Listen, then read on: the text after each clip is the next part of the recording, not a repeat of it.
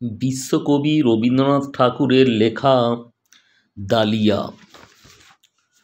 ভূমিকা: পরাজিত শাহ সুজা ঔরঙ্গজেবের ভয়ে পলায়ন করিয়া আরাকান রাজের আতিথ্য গ্রহণ করেন। সঙ্গে 3 সুন্দরী কন্যা ছিল। আরাকান রাজের ইচ্ছা হয় রাজপুত্র সহিত তাহাদের বিবাহ দেন। সেই প্রস্তাবে শাহ সুজা নিতান্ত অসন্তোষ প্রকাশ করাতে একদিন রাজার আদেশে তাহাকে ছলক্রমে নৌকা যোগে নদীমধ্যে লইয়া নৌকা ডুবাইয়া দিবার চেষ্টা করা হয়। সেই বিপদের সময় কনিষ্ঠা বালিকা আমিনাকে পিতা স্বয়ং নদীমধ্যে নিক্ষেপ করেন। জ্যেষ্ঠা কন্যা আত্মহত্যা করিয়া মরে এবং সুজার একটি বিশ্বাসী কর্মচারী রহমত আলী জুলিখাকে লইয়া সাঁতার দিয়া পালায় এবং সুজা যুদ্ধ করিতে করিতে মরেন। আমিনা খরস্রোতে প্রবাহিত হইয়া দৈবক্রমে অনতি বিলম্বে এক ধীবরের জালে উদ্ধৃত হয় এবং তাহারই গৃহে পালিত হইয়া বড় হইয়া ওঠে। ইতিমধ্যে বৃদ্ধ রাজার মৃত্যু হইয়াছে এবং যুবরাজ রাজ্যে অভিষিক্ত হইয়াছেন। প্রথম পরিচ্ছেদ। একদিন সকালে বৃদ্ধ ধীবর আসিয়া আমিনাকে ভর্ৎসনা করিয়া কহিল, তিন্নি। ধীবর আরাকান ভাষায় আমিনার নতুন নামকরণ করিয়াছিল তিন্নি। আজ সকালে তোর হইল কি?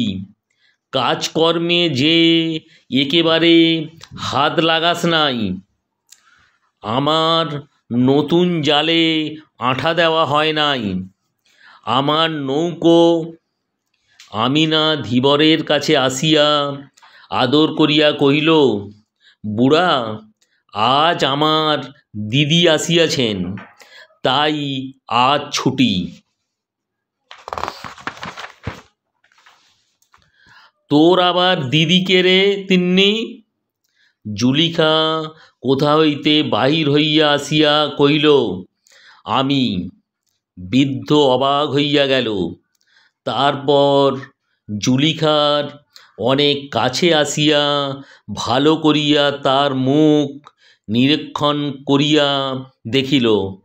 খপ করিয়া জিজ্ঞেস করিল, তুই কাজকাম কিছু জানিস? আমিনা কহিল, বুড়া, দিদির হইয়া আমি কাজ করিয়া দিব, দিদি কাজ করিতে পারিবে না। বৃদ্ধ কিয়ৎক্ষণ ভাবিয়া জিজ্ঞাসা করিল, তুই থাকিবি কোথায়? জুলিখা বলিল, আমিনার কাছে। বৃদ্ধ ভাবিল, এও তো ভীষণ বিপদ। জিজ্ঞাসা করিল, খাইবি কি? জুলিখা বলিল, তাহার উপায় আছে বলিয়া অবজ্ঞাভরে ধীবরের সম্মুখে একটা স্বর্ণমুদ্রা ফেলিয়া দিল। আমিনা সেটা কুড়াইয়া ধীবরের হাতে তুলিয়া দিয়া চুপি চুপি কহিল, বুড়া, আর কোনো কথা কহিস না, তুই কাজে যা, বেলা হইয়াছে। জুলিখা ছদ্মবেশে নানা স্থানে ভ্রমণ করিয়া অবশেষে আমিনার সন্ধান পাইয়া কি করিয়া ধীবরের কুঠিরে আসিয়া উপস্থিত হইয়াছে সে সমস্ত কথা বলিতে গেলে দ্বিতীয় আরেকটি কাহিনী হইয়া পড়ে। তাহার রক্ষাকর্তা রহমত শেখ ছদ্মনামে আরাকান রাজসভায় কাজ করিতেছে। দ্বিতীয় পরিচ্ছেদ। ছোট নদীটি বইয়া যাইতেছিল এবং প্রথম গ্রীষ্মের শীতল প্রভাত বায়ুতে কৈলু গাছের রক্তবর্ণ পুষ্পমঞ্জুরি হইতে ফুল ঝরিয়া পড়িতেছিল। গাছের তলায় বসিয়া জুলিখা আমিনাকে কহিল, ঈশ্বর যে আমাদের দুই ভগ্নীকে মৃত্যুর হাত হইতে রক্ষা করিয়াছে, সে কেবল পিতার হত্যার প্রতিশোধ লইবার জন্য, নইলে আর তো কোনো কারণ খুঁজিয়া পাই নাই। আমিনা নদীর পরপারে সর্বাপেক্ষা দূরবর্তী, সর্বাপেক্ষা ছায়াময় বনশ্রেণীর দিকে দৃষ্টি মেলিয়া ধীরে ধীরে কহিল, দিদি, আর ওসব কথা বলিস নে ভাই। আমার এই পৃথিবীটা একরকম বেশ লাগিতেছে। মরিতে চায় তো পুরুষগুলো কাটাকাটি করিয়া মরুগ্গে, আমার এখানে কোনো দুঃখ নাই। জুলিখা বলিল, ছি ছি আমিনা, তুই কি শাহজাদা ঘরের মেয়ে? কোথায় দিল্লির সিংহাসন আর কোথায় আরাকানের ধীবরের কুঠির?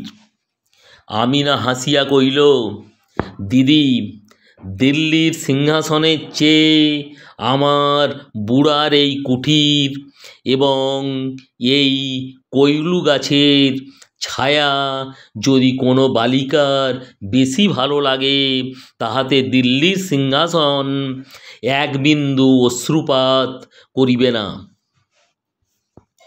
জুলিখা কতকটা আনমনে কতকটা আমিনাকে কহিল, তা তোকে দোষ দেওয়া যায় না, তুই তখন নিতান্ত ছোট ছিলি।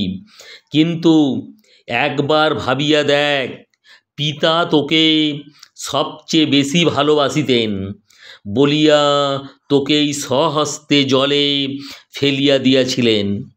সেই পিতৃদত্ত মৃত্যুর চেয়ে এই জীবনকে বেশি প্রিয়ঞ্জন করিস না। তবে যদি প্রতিশোধ তুলিতে পারিস, তবেই জীবনের অর্থ থাকে। আমিনা চুপ করিয়া দূরে চাহিয়া রইল, কিন্তু বেশ বুঝা গেল সকল কথা সত্ত্বেও বাইরের এই বাতাস এবং গাছের ছায়া এবং আপনার নবযৌবন এবং কি একটা সুখ স্মৃতি তাহাকে নিমগ্ন করিয়া রাখিয়াছিল। কিছুক্ষণ পরে একটা দীর্ঘ নিঃশ্বাস ফেলিয়া কহিল, দিদি, তুমি একটু অপেক্ষা করো ভাই, আমার ঘরের কাজ বাকি আছে। আমি না রাঁধিয়া দিলে বুড়া খাইতে পাইবে না।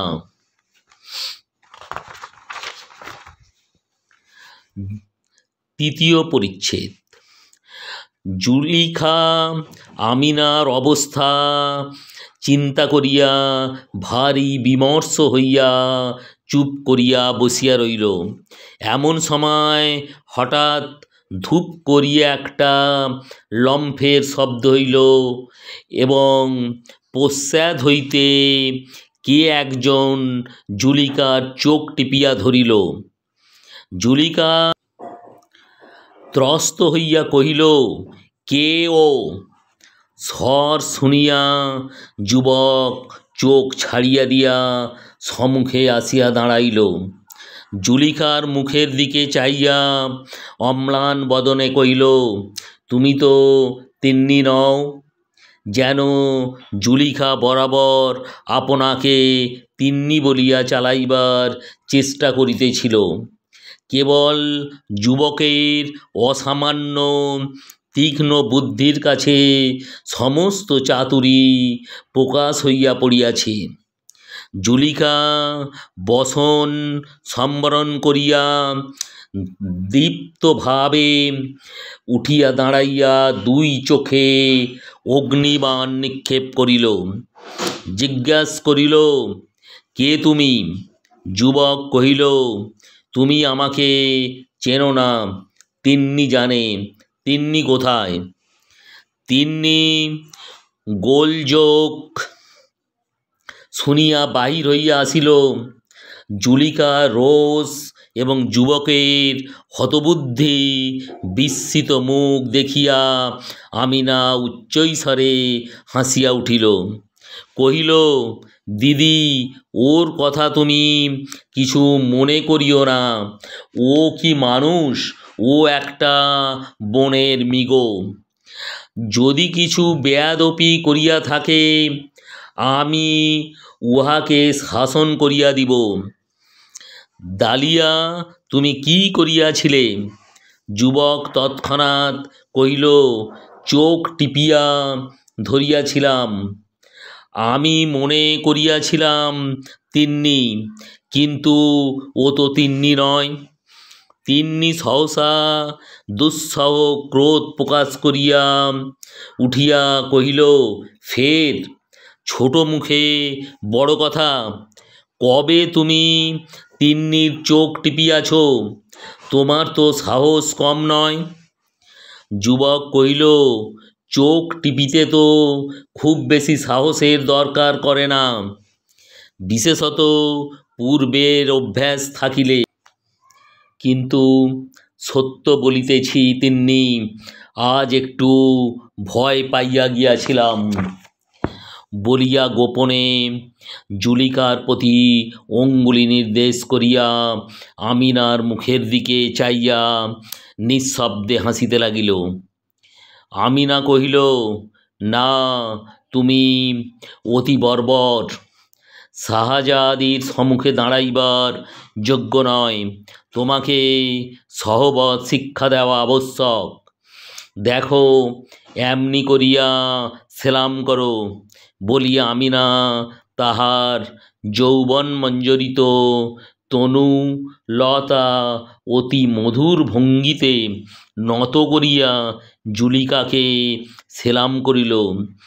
যুবক বহু কষ্টে তাহার নিতান্ত অসম্পূর্ণ অনুকরণ করিল।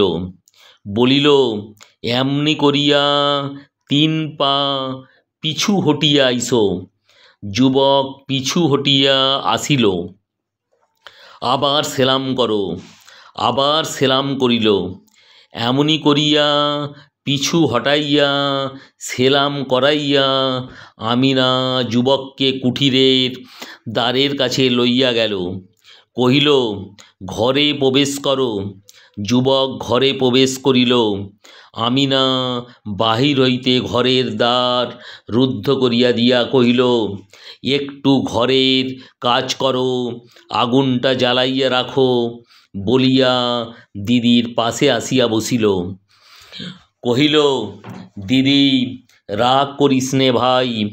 এখানকার মানুষগুলো এই রকমের হাড় জ্বালাতন করিয়া গেছে, কিন্তু আমিনার মুখে কিংবা ব্যবহারে তাহার লক্ষণ কিছুই প্রকাশ পায় নাই। বরং অনেক বিষয়ে এখানকার মানুষের প্রতি তাহার কিছু অন্যায় পক্ষপাত দেখা যায়। জুলিকা যথাসাধ্য রাগ প্রকাশ করিয়া কহিল, বাস্তবিক আমিনা, তোর ব্যবহারে আমি আশ্চর্য হইয়া গেছি। একজন বাইরের যুবক আসিয়া তোকে স্পর্শ করিতে পারে, এত বড় তাহার সাহস!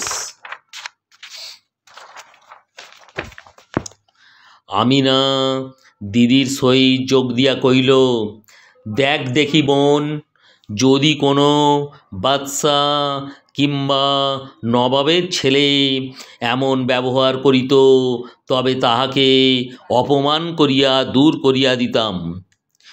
জুলিকার ভিতরের হাসি আর বাধা মানিল না। হাসিয়া উঠিয়া কহিল, সত্য করিয়া বল দেখি আমিনা, তুই যে বলিতেছিলি পৃথিবীটা তোর বড় ভালো লাগিতেছে, সে কি ওই বর্বর যুবকটার জন্য? আমিনা কহিল, তা সত্য কথা বলি দিদি, ও আমার অনেক উপকার করে। ফুলটা ফলটা পাড়িয়া দেয়, শিকার করিয়া আনে, একটা কিছু কাজ করিতে ডাকিলে ছুটিয়া আসে। অনেকবার মনে করি উহাকে শাসন করিব, কিন্তু সে চেষ্টা বৃথা। যদি খুব চোখ রাঙাইয়া বলি, ডালিয়া, তোমার প্রতি আমি ভারী অসন্তুষ্ট হইয়াছি, ডালিয়া মুখের দিকে চাইয়া পরম কৌতুকে নিঃশব্দে হাসিতে থাকে।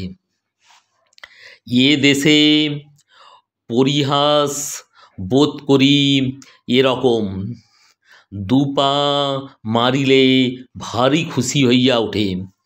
তাও পরীক্ষা করিয়া দেখিয়াছি। ওই দেখো না, ঘরে পুরিয়া রাখিয়াছি, বড় আনন্দে আছে।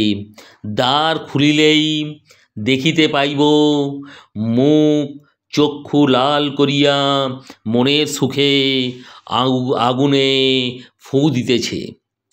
ইহাকে লইয়া কি করি বল তো বোন, আমি তো আর পারিয়া উঠি না।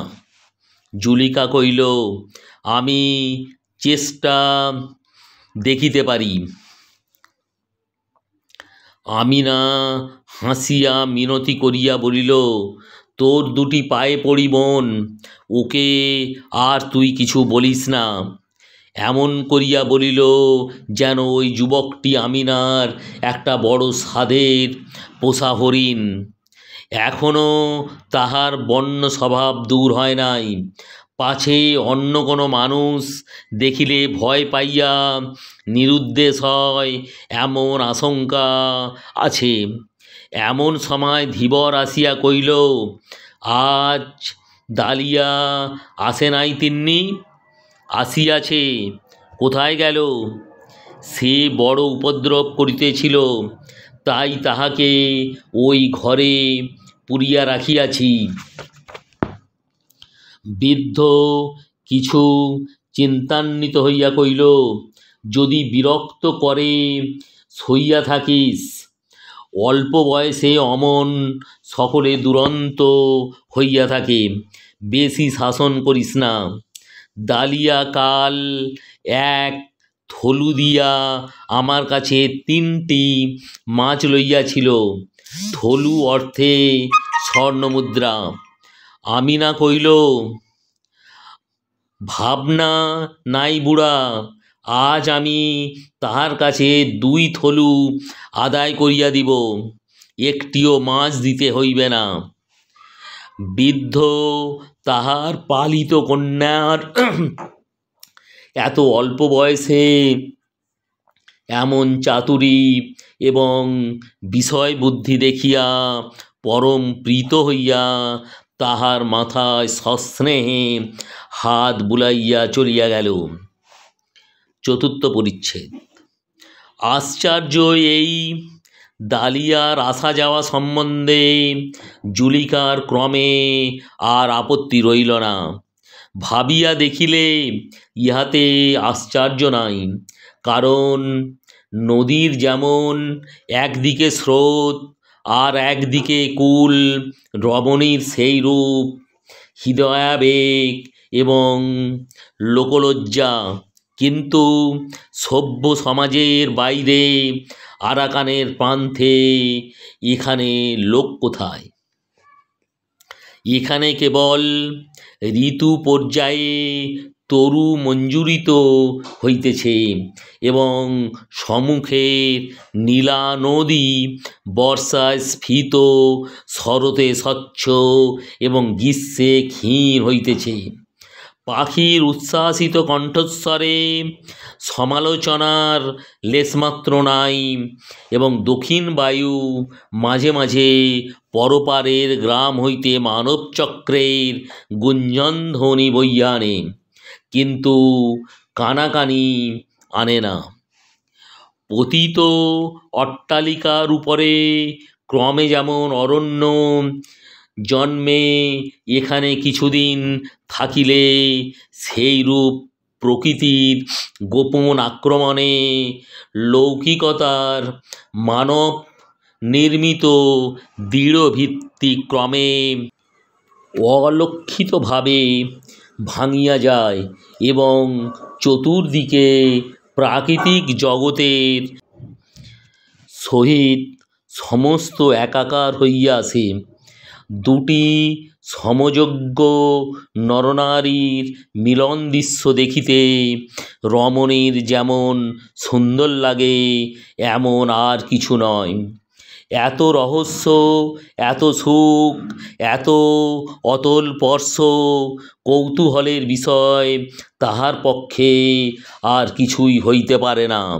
অতএব এই বর্বর কুটিরের মধ্যে নির্জন দারিদ্র্যের ছায়ায় যখন জুলিকার কুলগর্ভ এবং লোকমর্যাদার ভাব আমনি শীতল হইয়া আসিল, তখন পুষ্পিত কৈলু তরুচ্ছায়ে আমিনা এবং দালিয়ার মিলনের এই এক মনোহর খেলা দেখিতে তাহার বড় আনন্দ হইত।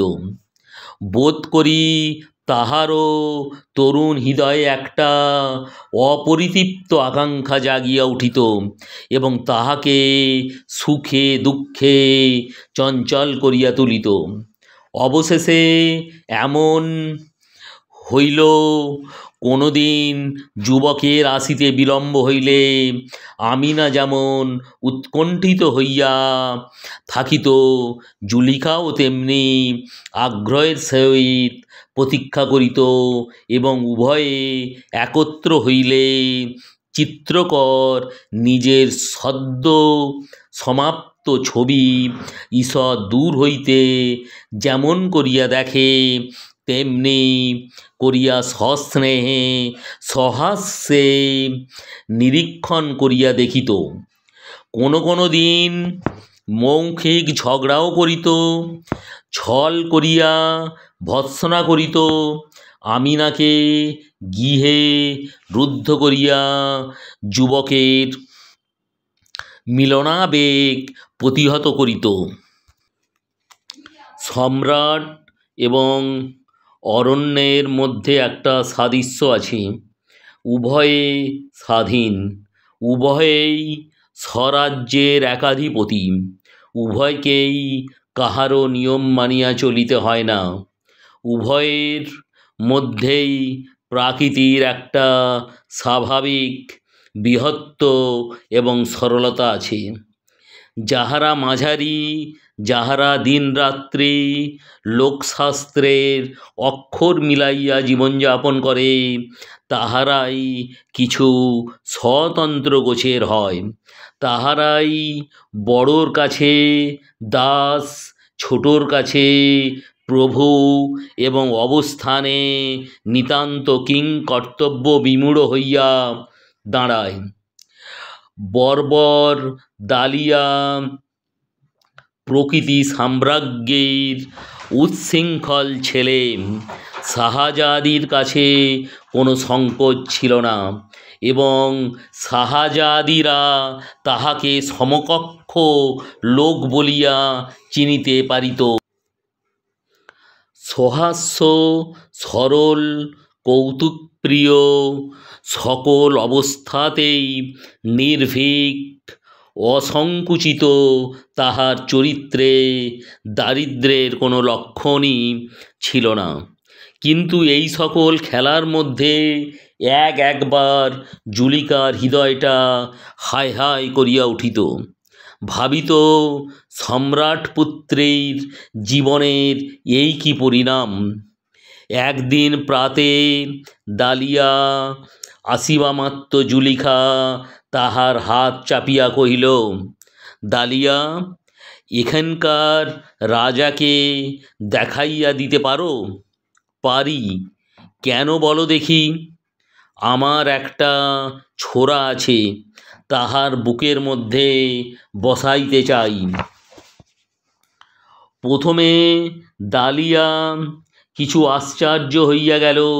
তাহার পরে জুলিখার হিংস্র প্রখর মুখের দিকে চাইয়া তাহার সমস্ত মুখ হাসিতে ভরিয়া গেল, যেন এত বড় মজার কথা সে ইতিপূর্বে কখনো শোনে নাই। যদি পরিহাস বলতো এই বটে রাজপুত্রীরও উপযুক্ত। কোনো কথা নাই, বার্তা নাই, প্রথম আলাপেই একখানি ছোড়ার আধখানা একটা জীবন্ত রাজার বক্ষের মধ্যে চালনা করিয়া দিলে এইরূপ অত্যন্ত অন্তরঙ্গ ব্যবহারে রাজাটা হঠাৎ কিরূপ অবাক হইয়া যায়, সেই চিত্ত ক্রমাগত তাহার মনে উদিত হইয়া তাহার নিঃশব্দ কৌতুক হাসি থামিয়া থাকিয়া উচ্চহাস্যে পরিণত হইতে লাগিল। পঞ্চম পরিচ্ছেদ। তাহার পরদিনে রহমত শেখ জুলিখাকে গোপনে পত্র লিখিল যে আরাকানের নতুন রাজা ধীবরের কুঠিরে দুই পত্নীর সন্ধান পাইয়াছেন এবং গোপনে আমিনাকে দেখিয়া অত্যন্ত মুগ্ধ হইয়াছেন। তাহাকে বিবাহার্থে অবিলম্বে প্রাসাদে আনিবার আয়োজন করিতেছেন। প্রতিহিংসার এমন সুন্দর অবসর আর পাওয়া যাইবে না। তখন জুলিখা দৃঢ়ভাবে আমিনার হাত ধরিয়া কহিল, ঈশ্বরের ইচ্ছা স্পষ্টতই দেখা যাইতেছে, আমিনা, এইবার তোর জীবনের কর্তব্য পালন করিবার সময় আসিয়াছে। এখন আর খেলা ভালো দেখায় না। দালিয়া উপস্থিত ছিল। আমিনা তাহার মুখের দিকে চাইল, দেখিল সে সকৌতুকে হাসিতেছে। আমিনা তাহার হাসি দেখিয়া মর্মাহত হইয়া কহিল, জানো দালিয়া, আমি রাজবধূ হতে যাইতেছি। দালিয়া হাসিয়া বলিল, সে তো বেশিক্ষণের জন্য নয়। আমিনা পীড়িত বিস্মিত চিত্তে মনে মনে ভাবিল, বাস্তবিক এ বনের মৃগ, এর সঙ্গে মানুষের মতো ব্যবহার করা আমারই পাগলামি। আমিনা দালিয়াকে আর একটু সচেতন করিয়া তুলিবার জন্য কহিল, রাজাকে মারিয়া আর কি আমি ফিরিব? দালিয়া কথাটা সংগতঞ্চন করিয়া কহিল, ফেরা কঠিন বটে। আমিনার সমস্ত অন্তরাত্মা একেবারে ম্লান হইয়া গেল। জুলিকার দিকে ফিরিয়া নিঃশ্বাস ফেলিয়া কহিল, দিদি, আমি প্রস্তুত আছি। এবং দালিয়ার দিকে ফিরিয়া বিদ্ধ অন্তরে পরিহাসের ভান করিয়া কহিল, রানী হইয়াই আমি প্রথমে তোমাকে রাজার বিরুদ্ধে ষড়যন্ত্রে যোগ দেওয়া অপরাধে শাস্তি দেব। তারপরে আর যাহা করিতে হয় করিব। শুনিয়া দালিয়া বিশেষ কৌতুক বোধ করিল, যেন প্রস্তাবটা কার্যে পরিণত হইলে তাহার মধ্যে অনেকটা আমাদের বিষয় আছে। ষষ্ঠ পরিচ্ছেদ। অশ্বারোহী পদাতিক নিশান হস্তি বাদ্য এবং আলোকে ধীবরের ঘর দুয়ার ভাঙিয়া পড়িবার হইল। রাজপ্রাসাদ হইতে স্বর্ণমণ্ডিত দুই শিবিকা আসিয়াছে। আমিনা জুলিকার হাত হইতে ছুরিখানি লইল। তাহার হস্তিদন্ত নির্মিত কারুকার্য অনেকক্ষণ ধরিয়া দেখিল। তাহার পর বসন উদ্ঘাটন করিয়া নিজের বক্ষের উপর একবার ধার পরীক্ষা করিয়া দেখিল।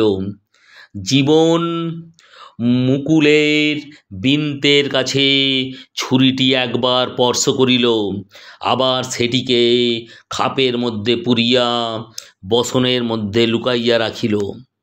একান্ত ইচ্ছা ছিল এই মরণযাত্রার পূর্বে একবার দালিয়ার সহিত দেখা হয়, কিন্তু কাল হইতে সে নিরুদ্দেশ। দালিয়া সেই যে হাসিতেছিল, তাহার ভিতরে কি অভিমানের জ্বালা প্রচ্ছন্ন ছিল। শিবিকার উঠিবার পূর্বে আমিনা তাহার বাল্যকালের আশ্রয়টি অশ্রুজলের ভিতর হইতে একবার দেখিল। তাহার সেই ঘরের গাছ, তাহার সেই ঘরের নদী, ধীবরের হাত ধরিয়া বাষ্পরুদ্ধ কম্পিত স্বরে কহিল, বুড়া তবে চলিলাম। তিন্নি গেলে তোর ঘরকন্যা কে দেখিবে? বুড়া একেবারে বালকের মতো কাঁদিয়া উঠিল। আমিনা কহিল, বুড়া, যদি দালিয়া আর এখানে আসে তাহাকে এই আংটিটি দিও, বলিও তিন্নি যাইবার সময় দিয়া গেছে। এই বলিয়াই দ্রুত শিবিকায় উঠিয়া পড়িল। মহা সমারোহে শিবিকা চলিয়া গেল আমিনার কুঠির নদীতীর। কৈলু তরুতল অন্ধকার নিস্তব্ধ জনশূন্য হইয়া গেল। যথাকালে শিবিকাদয় তরুণ দ্বার অতিক্রম করিয়া অন্তপুরে প্রবেশ করিল। দুই ভগ্নী শিবিকা ত্যাগ করিয়া বাইরে আসিল। আমিনার মুখে হাসি নাই, চোখেও অশ্রুচিহ্ন নাই। জুলিকার মুখ বিবর্ণ। কর্তব্য যখন দূরে ছিল ততক্ষণ তাহার উৎসাহের তীব্রতা ছিল, এখন সে কম্পিত হৃদয়ে ব্যাকুল স্নেহে আমিনাকে আলিঙ্গন করিয়া ধরিল।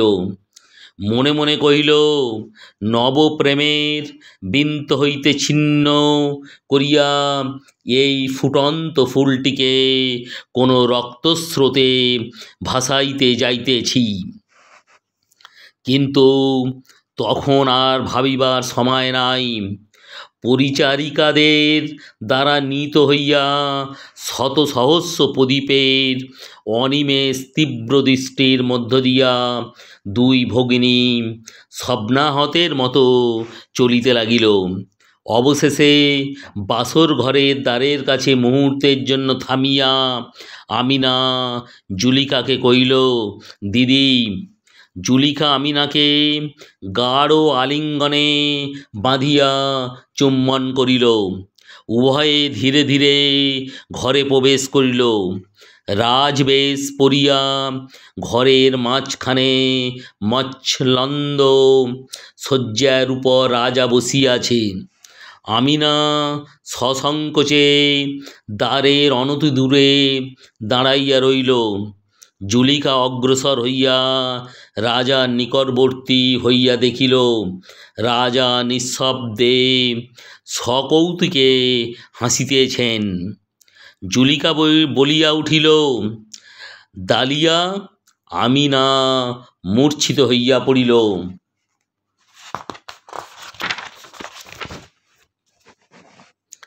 দালিয়া উঠিয়া তাহাকে আহত পাখিটির মতো কোলে করিয়া তুলিয়া শয্যায় লইয়া গেল।